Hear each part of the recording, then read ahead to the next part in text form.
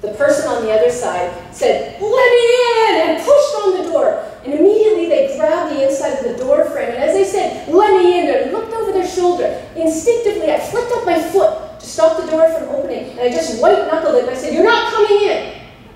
Called to my partner and to my son and said, "Call 911, quick."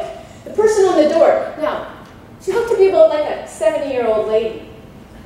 But you know as well as I know that 70 is the new 40. And then one day, Lori came into my office, and she sat down in the chair, and she goes, "I screwed up." And I said, "Oh, what happened?" Well, I was at this client's, and I left her specific instructions about what she was to do, and she didn't do it, and now she has complications. I got mad, I yelled at her, I went out to the car, I didn't know what to do, now here I am. Each time now when you want to move towards a goal or a dream or try something new, there's a voice in your head that says, "You're never going to amount to anything, you can't do it," and holds you back. Maybe the voice is of your grade 1 teacher when you asked you to read something out loud in class and you stumbled over the words. And so she or he accidentally ridiculed you. Didn't mean to, but ridiculed you. So now every time you have to speak up in a meeting or make a presentation, talk to a group, there's a voice in your head that says, "You're so inarticulate, nobody understands what you're saying. I can't believe you're actually going to say that." So it stops you, prevents you from having a voice. All right, step number 1.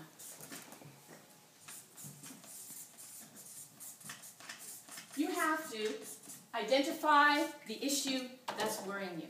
So what is it? What is consuming your thoughts? What are you worried about? What are you fearful of? Is it writing a book? Is it starting a new position? Is it learning a second language? So get that really clear in your head. What is it? Number 2. We just went over a little while ago, number 2, which you learned, which is curb your critic. You remember that from the last section.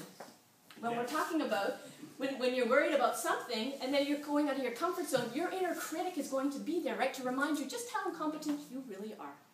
And so to respond to inner critic, we want to diminish its power. So you remember that. We respond with short, angry statements. Stop, lies, shut up. And then we replace it with a positive thought about ourselves. I can do this. I will do this. So you identify the issue, you curb your critic, and number 3, here was my skip a beat moment question. Do I really want to own a franchise, or am I just too scared to take the next step in my speaking career? I don't know about you, but I can't answer one of those questions right before I'm going to sleep. So I continued writing, and I said, "God or universe, bigger than me, please give me a message, a loud message." And I put loud in capital letters, and I underlined it, a loud message about what I'm supposed to do. Is it speaking or nurse next door? And I said, "And can you please make it loud, because sometimes I can be a little daft." The next morning, I woke up, I checked my email, and there was a message there from Nurse Next Door. It said, "Thank you for your email. Unfortunately, we do not, bolded and underlined, have any opportunities available in BC, Alberta, Saskatchewan, or Manitoba.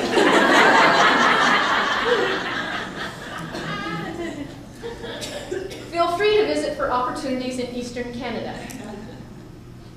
Do you think that's a powerful, loud that where we are aware, we're witnesses to bullying behavior? We might know who the bullies are, but we choose, for whatever reason, not to do anything about it. I am totally guilty of this. If I could turn back time and change how I was then, I would. But I can't. And I didn't report because I was scared they might do it to me. I didn't really know what to say. What would I do? How could I help? I didn't know any of that. So it was just easy to not do anything. Silence is an action. Actually phoned me. The only coach to phone and actually wanted to talk to me. I thought this is a good start. We met. and she asked some really great questions. She had some fantastic insights. I really connected with her. She was the one who was going to take me to the next level. She was the perfect coach for me. I asked her her fees. Come to think of it, I'm pretty happy where I'm at.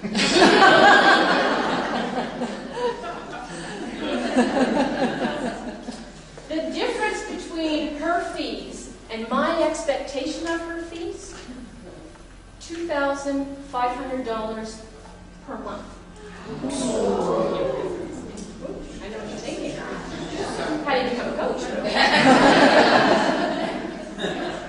Well, I don't know about you, but this little voice I have in my head, it tells me when I can't do things and I'm not capable. It went into high gear and it said, I call that my inner critic, and it said, there's no way you can afford her. She's way out of your element. This is never going to work. She is beyond